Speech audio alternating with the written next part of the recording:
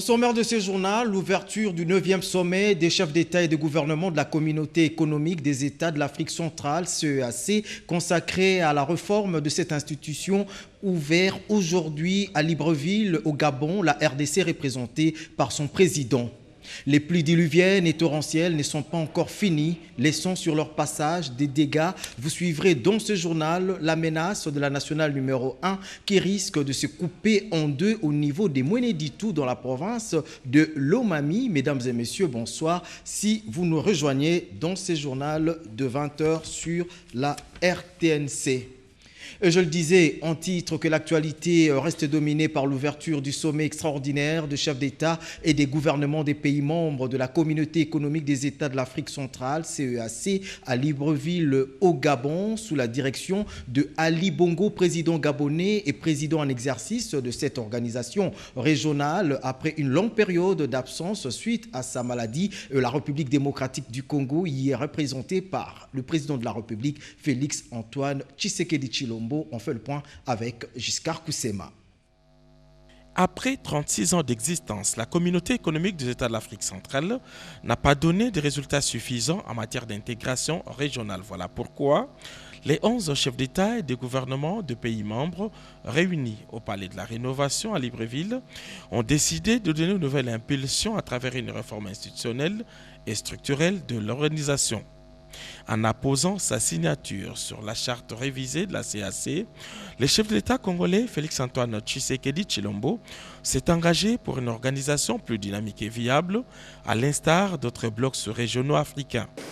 Préoccupé par le faible niveau d'intégration et l'ampleur des défis à surmonter par l'Afrique centrale, reconnaissant la place stratégique qu'occupe la région d'Afrique centrale au vu de sa position géographique au sein du continent, en tenant que région charnière et limitrophe à toutes les autres régions, conscient du rôle locomotif qui devrait jouer la CAC en tant que communauté économique régionale, CER, pilier dans le processus continental d'intégration économique, déterminé à préserver et à consolider un climat de paix, de sécurité et stabilité au sein de l'Afrique centrale, réaffirmant notre ferme volonté de faire de la CEC une communauté économique régionale forte, avec une architecture institutionnelle en harmonie avec l'Union africaine, afin de la rendre plus efficace.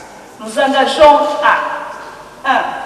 Tout mettre en œuvre pour accélérer le processus de ratification du traité révisé, signé ce jour afin de faciliter son entrée en vigueur dans les 6 mois prochains.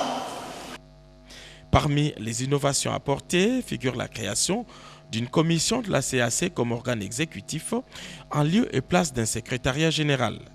Pour relever les défis de paix et de sécurité, les chefs d'État ont convenu de la création de la COPAX, la Commission de paix et sécurité de l'Afrique centrale. Créée il y a 36 ans à Libreville, c'est dans la même ville que les chefs d'État ont repensé l'organisation. C'est aussi un motif de fierté pour le président Ali Bongo Ondimba d'accueillir ses homologues et chefs de délégation des 11 pays. Ils ont convenu de se retrouver au premier trimestre de l'année 2020 pour matérialiser leurs réformes.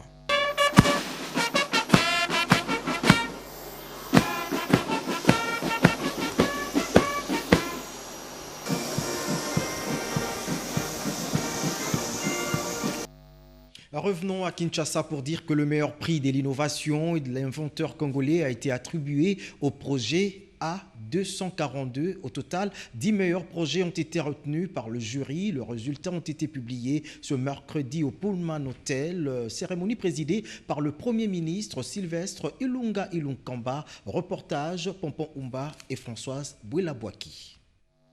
Les millionnaires congolais seront comptés parmi cet échantillon d'inventeurs et innovateurs célébré ce mercredi 18 décembre à l'occasion de la journée mondiale qui leur est dédiée. Sur 100 projets, 10 meilleurs ont été sélectionnés.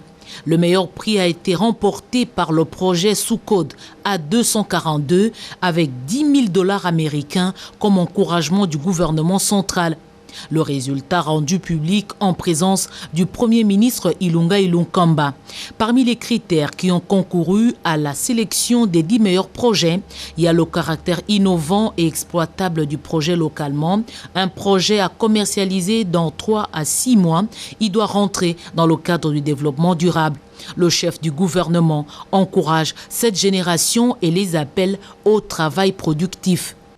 Je convie les 2 ministres à assurer une large diffusion du produit de l'intelligence congolaise pour qu'il soit retenu qu'il n'y a pas que des armes qui retentissent en République démocratique du Congo.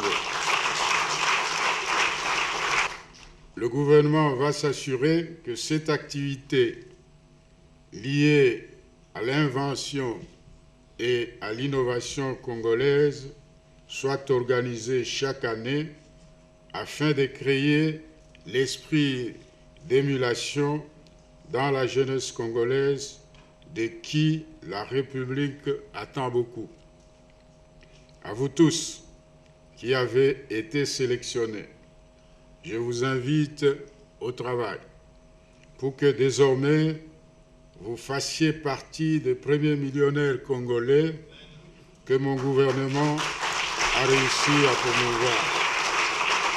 Ceci est une synergie créée par le ministère de la Recherche scientifique et Innovation technologique ainsi que celui de l'industrie.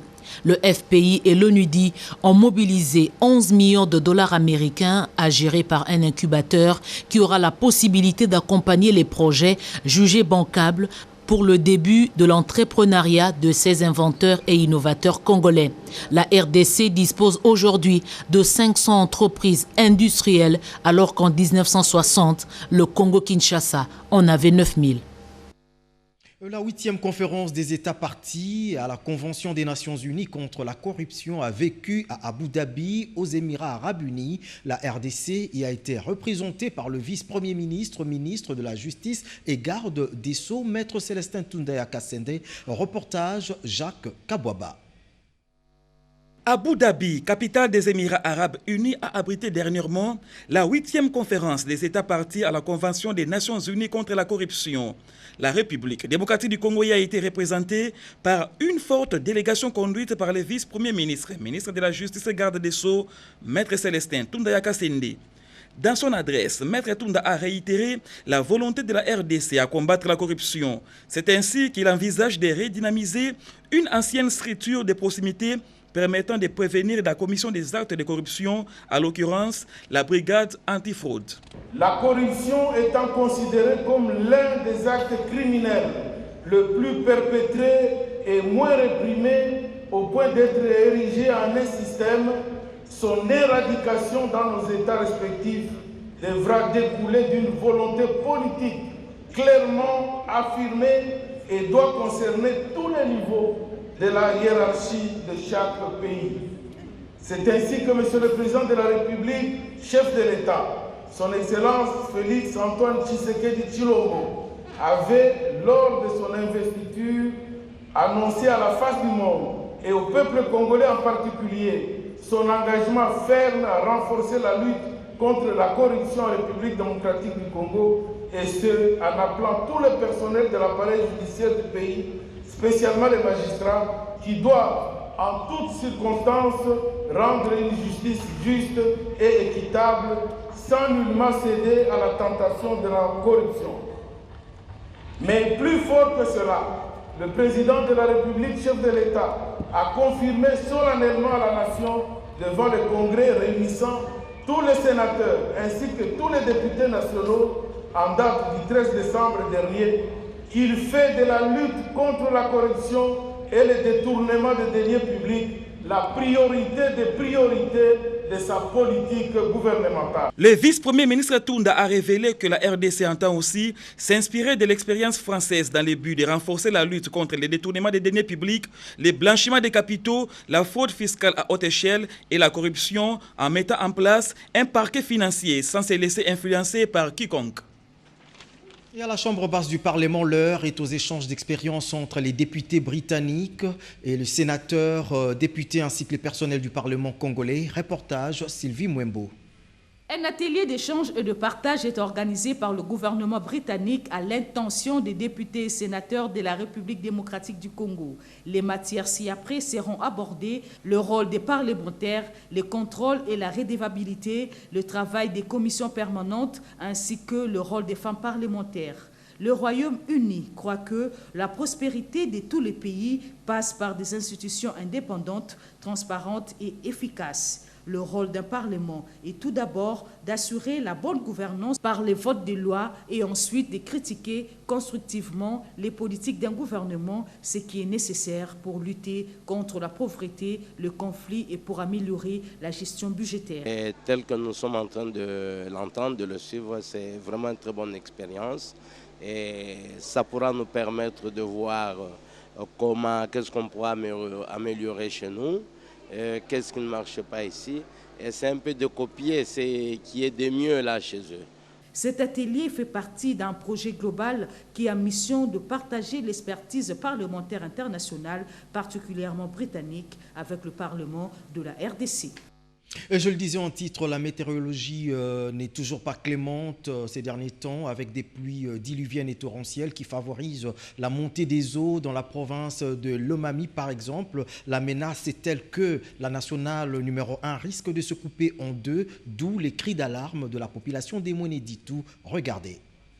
Nationale numéro 1, précisément en pleine ville de Mweneditu, est menacée à nos jours par deux principaux ravins qui, avec le pluie qui s'abattent ces derniers temps, risque de plonger la deuxième ville de Lomami dans un chaos. Vu que les ravins avancent à grande vitesse, la première citoyenne de la ville de Mweneditu a effectué le vendredi 13 décembre une descente pour s'enquérir de la situation. Sur place, elle a été accueillie par la population de ces coins avec des cris d'alarme de part et d'autre. Les refrains restent le même. Du côté société civile, le numéro 1 de la ville de Mweneditu n'a pas hésité d'interpeller le gouvernement central. Nous lançons un cri d'alarme au niveau du gouvernement national et provincial. Le Kasaï est enclavé et aujourd'hui, quand nous allons perdre la nationale numéro 1, ça sera la souffrance de toute la population. Non seulement nous avons ces ravins, nous avons un deuxième ravin, nous avons le pont Moussadi, toujours sur la nationale, qui pose problème. Nous avons le pont L'Huile qui pose problème. En réalité, Mweneditu sera presque coupé. Et dès que Mweneditu est coupé du reste du monde, ça sera une grande difficulté. La population pleure déjà la faim. On a les problèmes de maïs qui haussent le prix. Si la route encore se coupe, ça sera très difficile pour la population. J'invite le gouvernement national à intervenir le plus vite que possible, puisque bientôt là, avec les pluies qui s'abattent chaque jour sur la ville, nous risquons de perdre cette nationale à 3 ou 4 places. L'eau, c'est la vie, dit-on, et c'est une très bonne nouvelle pour les habitants de la ville, des villages Kibo et Moussambila qui n'ont pas eu de l'eau potable pendant plusieurs années. Désormais, ils peuvent étancher leur soif avec des bornes fontaines mises à leur disposition par un fils du terroir. Nous sommes là, dans la province du Haut-Katanga. Regardez. L'eau potable sort de 2 bornes fontaines pour la première fois à Kibo et à Moussambila grâce à l'UNICEF qui a ainsi accédé au plaidoyer de l'honorable Jean-Jacques Mpangawa Lukalaba. Cette agence onusienne qui n'avait aucun programme dans le territoire de Mitwaba avait été sollicitée par le candidat Mpangawa Lukalaba pendant la campagne électorale de décembre 2018. C'est donc un plus pour la population de cette partie du Haut-Katanga dont le taux de la desserte en eau potable s'élève à seulement 15%. Et s'approvisionne directement à partir des rivières et autres cours d'eau. D'où la récurrence des maladies hydriques, dont le choléra qui fait des ravages dans la région. La représentante de l'UNICEF a salué la démarche de l'honorable Jean-Jacques Mpangawa Lukalaba.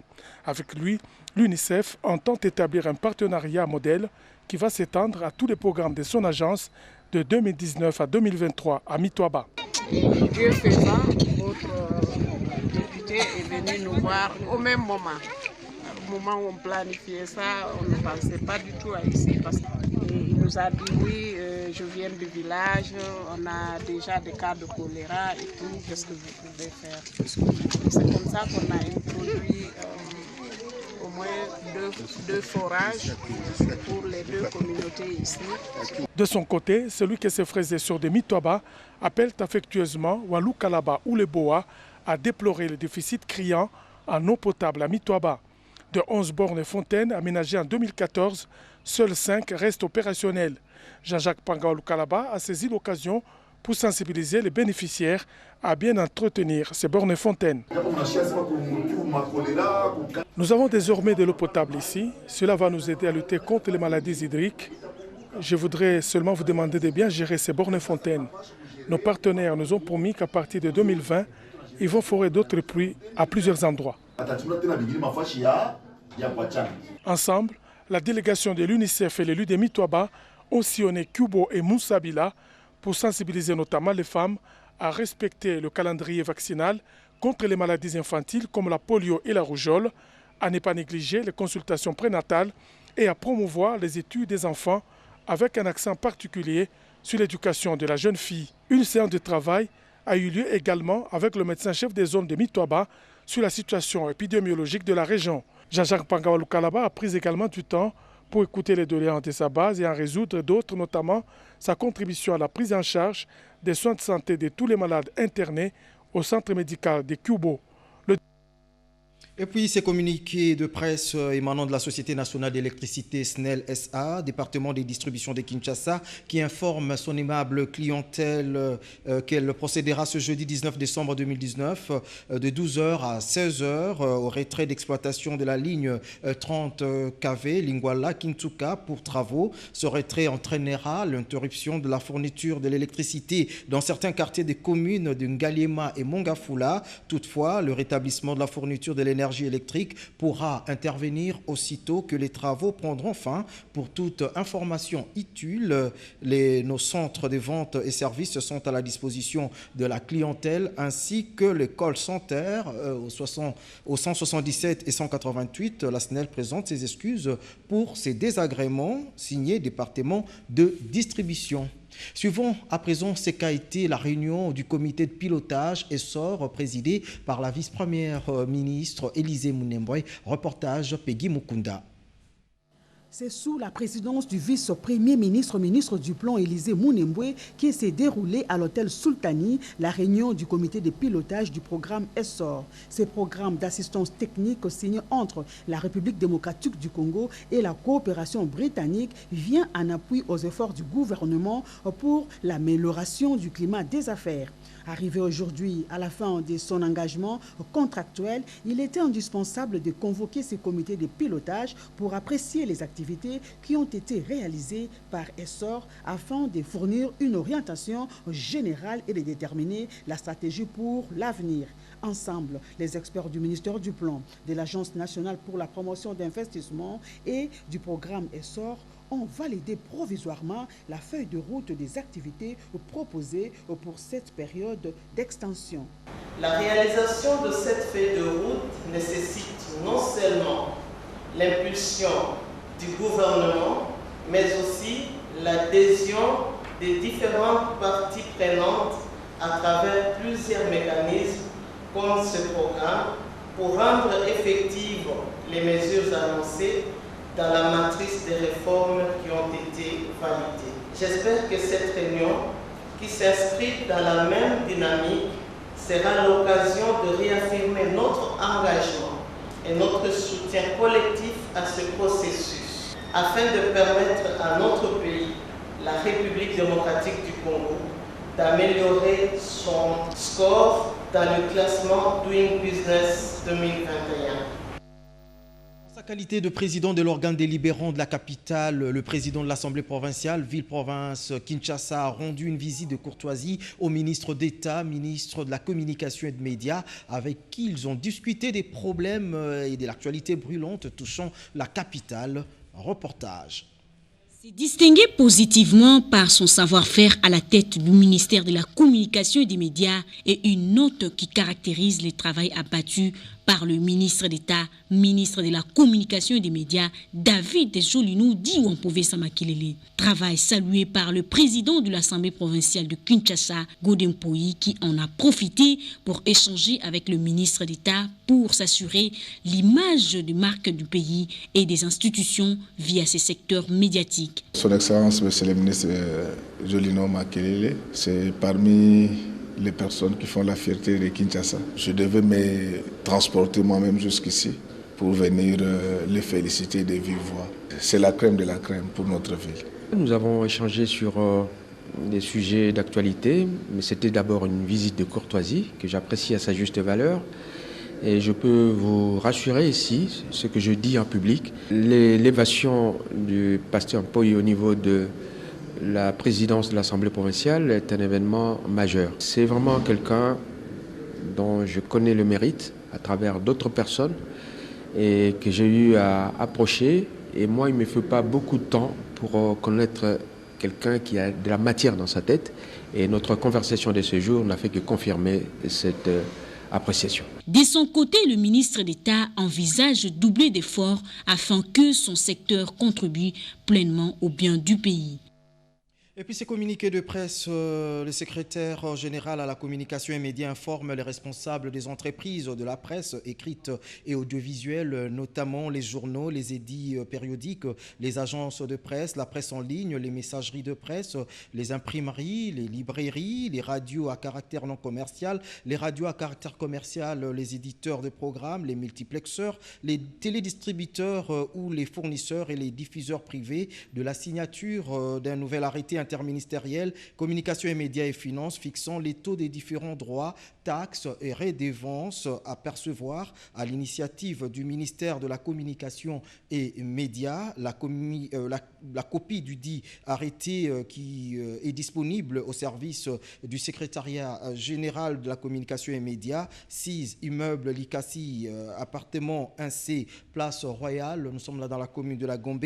Par conséquent, chaque opérateur est appelé à prendre connaissance des dispositions de cet arrêté et de s'acquitter de ses obligations vis-à-vis de l'État avant le passage des équipes de contrôle qui seront constituées des experts du ministère de la Communication et Médias, de la DGRAD, civisme fiscal oblige, signé André Mutombo. Rendons-nous à Accra, au Ghana, où la RDC a participé au Conseil des ministres de commerce de l'Union africaine par le biais du ministre de Commerce extérieur Jean-Lucien Boussa dans le cadre de la ZLAC, entendez zone de libre-échange continentale africaine. Reportage. Après l'Assemblée nationale où il a présenté les projets de la loi autorisant la ratification par la RDC de l'accord de la zone de libre-échange continentale africaine, ZLECAf, le ministre du Commerce extérieur Jean-Lucien Boussa Tongwa s'est rendu à Accra au Ghana où il a présidé du 14 au 15 décembre dernier les conseils des ministres du Commerce de l'Union africaine dans le cadre de la ZLECAf. Ces assises ont été officiellement ouvertes par le président ghanéen Nana Addo Dankwa. Aussi, plusieurs décisions ont été prises à l'issue de cette rencontre ministérielle, entre autres, soumettre au plus tard, le 31 janvier 2020, les offres initiales sur les commerces et des services finalisés. Ces offres tarifaires et règles d'origine de la ZLECAf jusqu'en février 2020. Divergence, c'est vrai, elles sont là. Le lieu ou l'instance qui doit poser la question est connu. Maintenant, s'il y a des détails sur le niveau de divergence, je ne sais pas si on doit refléter ça dans la décision. Je prends dans la décision, on note la divergence et on indique la voie par laquelle la solution peut être trouvée. Et de ce point de vue, la proposition qui a été faite me semble être pertinente. Il est important de noter que la RDC fait partie des 54 États africains signataires de l'accord portant création de la ZLECAf. Cette dernière ambitionne de faire de l'Afrique le plus grand marché unique du monde, avec comme objectif la réduction des barrières douanières et la promotion des échanges intra-africains.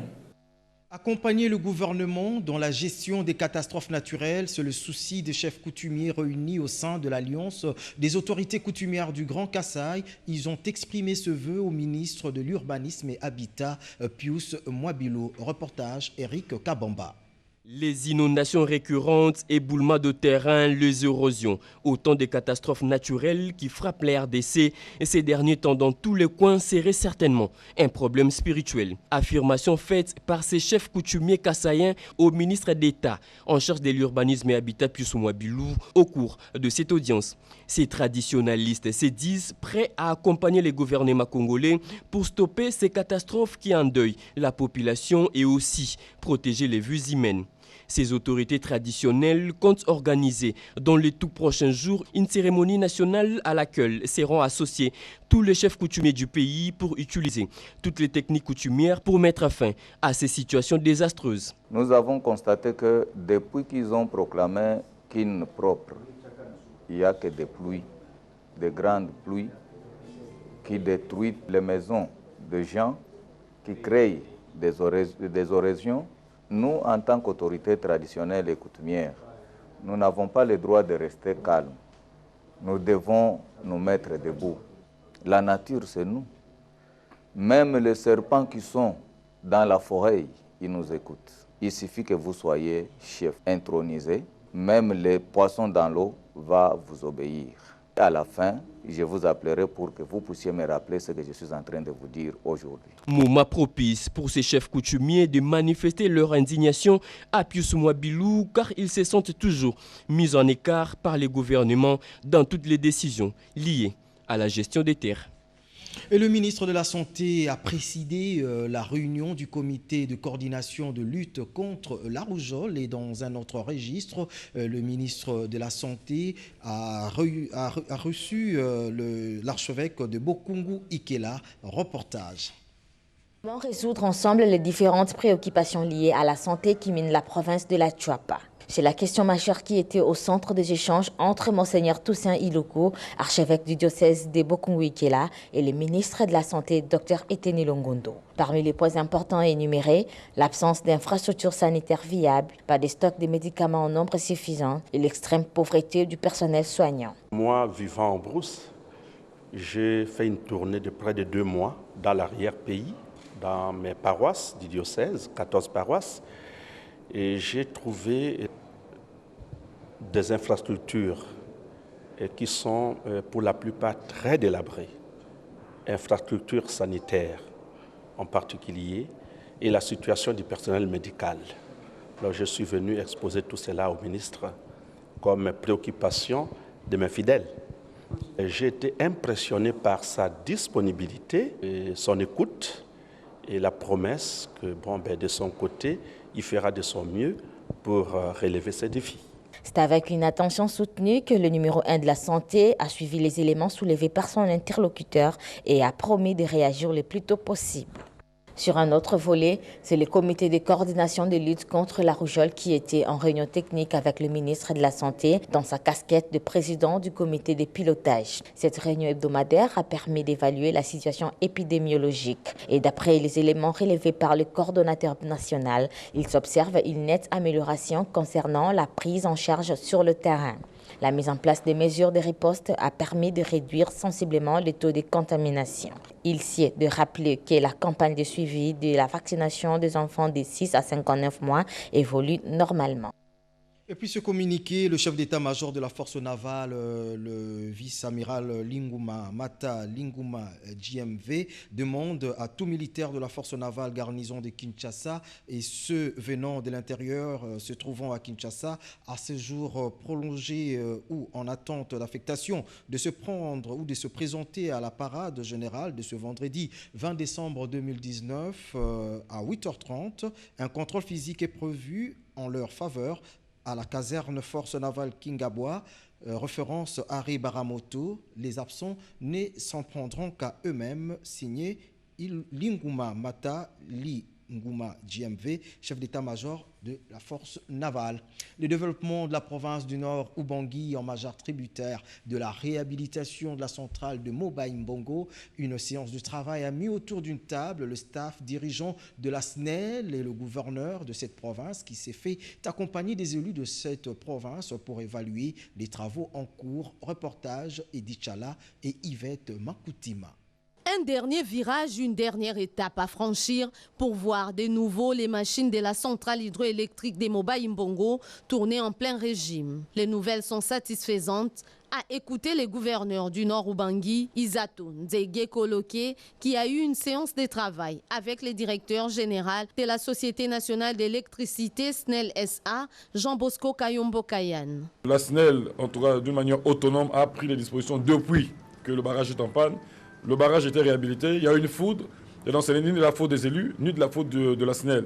Nous sommes venus nous enquérir et calmer la population pour dire la SNEL fait son travail, bientôt le courant sera là, un peu de patience, mais nous avons besoin d'un courant qui dure, pas d'un courant juste pour fêter et puis après tout va s'abîmer. Le directeur général de la SNEL SA donne ici la nature des travaux. La centrale de Moba existe, mais la centrale de Moba, c'est une centrale qui aujourd'hui est devenue vétuste. Cette centrale, malheureusement, est d'une technologie qu'on ne trouve plus les pièces sur le marché. C'est ainsi que quand il y a des pannes, nous devons essayer de reconstituer de nouvelles pièces pour remettre la centrale. Dès que nous montons l'automate, nous allons reprendre rapidement la centrale au courant du mois de janvier. Avec ses 11 MW, la centrale des Moba Imbongo, située dans la province du Nord Ubangi, sera probablement remise en service dans le tout prochain jour et pourra répondre aux besoins de développement de la ville de Gbadolité, Kawele, y compris la cité des Moba Ibanga en République centrafricaine.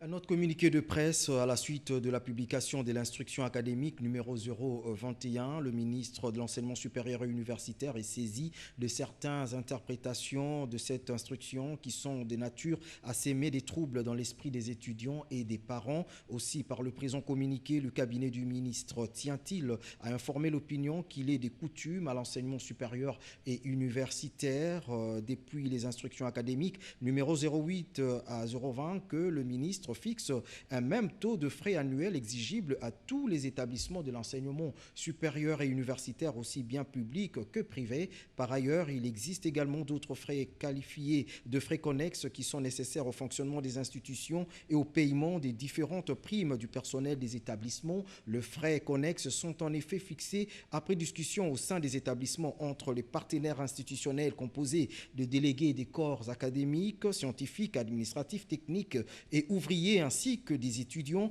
Dans l'instruction académique numéro 021 spécifiquement, son Excellence, Monsieur le ministre, encourage ces négociations entre partenaires de manière à ce qu'ils aboutissent après consensus à de montants raisonnables et acceptables par tous. Pour ce faire, le ministre en appelle au sens des responsabilités des uns et des autres. Il les invite tous à ne pas succomber à la manipulation politicienne susceptible de perturber la quiétude nécessaire au projet gouvernemental, de la relevée et du redressement académique, objet des prochains états généraux de l'enseignement supérieur et universitaire national. Professeur Barthélémy Panga Django, KCC, signe ce communiqué. Il est directeur de cabinet du ministère de l'Enseignement supérieur et universitaire. Autre chose, en mission d'itinérance dans le Haut-Katanga, le directeur général de l'OGEFREM, Patience Saïmba Tamboué, a visité le poste frontalier de Kasenga où il a conduit une délégation mixte de GDA, OCC, OGEFREM dans le but de faciliter le commerce et de maximiser leurs recettes au trésor public. Reportage et Dichala. La porosité des frontières à Kasenga sur la rivière Luapula entre la RDC et la Zambie est outrancière. Dans cet environnement, la maximisation des recettes est chimérique et la facilitation du commerce, un véritable leurre. Les services de l'État à ce poste frontalier sont encore locataires et ne se contentent de contrôler que ce qu'on leur présente. Ici, il est de notoriété publique que le point de rupture de charge se trouve à Kashiba du côté zambien, où se fractionnent les marchandises qui traversent ensuite vers la RDC en petite quantité sans aucun document, sous la barbe des douaniers. Le directeur général de l'Office de gestion du fret multimodal, Patience Saïba Tamboué, fait ce constat déplaisant, la mort dans l'âme. Toujours optimiste et plein de foi en l'avenir, il vulgarise les documents de traçabilité du fret, la ferry, la FRE et l'AD. Un exercice difficile quand le basique n'est pas encore très bien en place. Tout ce qui arrive à Kasenga, qu'on en connaisse l'origine, qu'on en connaisse les expéditeurs et qu'on en connaisse aussi les destinataires ici à Kasenga ou peut-être au-delà, parce que Kasenga, ça peut être aussi juste un poste de transit. Le directeur général de l'OGEFREM avait pris soin de présenter ses civilités à Crispin Oumba, administrateur du territoire de Kasenga. Ce dernier l'a ensuite conduit où il y avait une piste d'atterrissage. Le dernier vol a eu lieu en 2012, avant de laisser la place à cette brousse. 450 km, Lubumbashi-Kasenga aller-retour, qui valait la peine d'être parcouru afin de prendre des décisions bien éclairées. Avant de clôturer complètement ce journal, nous lisons cette déclaration des Glencore sur les allégations des travail des enfants. Glencore prend acte de la plainte déposée le 15 décembre 2019 par l'ONG internationale Irad Advocate devant un tribunal américain concernant le travail des enfants dans les mines artisanales de cobalt en RDC. Glencore n'est pas défendeur de cette procédure. Nous exprimons nos condoléances et notre sympathie aux familles et aux enfants blessés ou tués à la suite de ces activités minières artisanales. Nous ne tolérerons aucune forme de travail forcé, de travail obligatoire ou de travail des enfants au sein de notre chaîne d'approvisionnement. Nous défendons et respectons les droits humains tels qu'ils sont définis dans la Déclaration universelle des droits de l'homme. Glencore n'achète, ne traite et ne négocie aucun cobalt ou cuivre extrait de façon artisanale. Nous reconnaissons que l'extraction minière artisanale est fréquente en RDC et présente des risques, en particulier pour les enfants. Dans le cadre de notre stratégie générale d'entreprise sociale responsable au sein du pays, nous travaillons avec le gouvernement et d'autres parties prenantes en vue de trouver une solution durable. À cet égard, Kamoto Copper, compagnie KCC, notre société d'exploitation en RDC, met en œuvre une série de mesures, notamment en engageant un dialogue avec les collectivités locales afin de mettre en lumière les risques liés aux activités minières artisanales illégales, en particulier en lien avec un site industriel actif, en insistant ou en installant des barrières physiques en vue d'empêcher les instructions et de prévenir le risque de blessures dues à l'entrée sur un site industriel, en travaillant avec nos prestataires de sécurité afin de garantir qu'ils continuent de veiller au respect des droits humains conformément aux principes volontaires relatifs à la sécurité et aux droits de l'homme.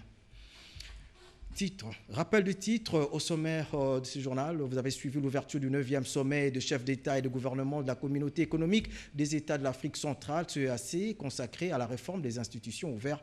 C'était aujourd'hui à Libreville, au Gabon. La RDC y a été représentée par son président. Fait de ce journal qui a connu le concours rédactionnel de Diane Balaka et de Yves Kabouaba, coordonné par Angèle Mabiala et réalisé par Patrick Kachala. Merci de l'avoir suivi. Au revoir.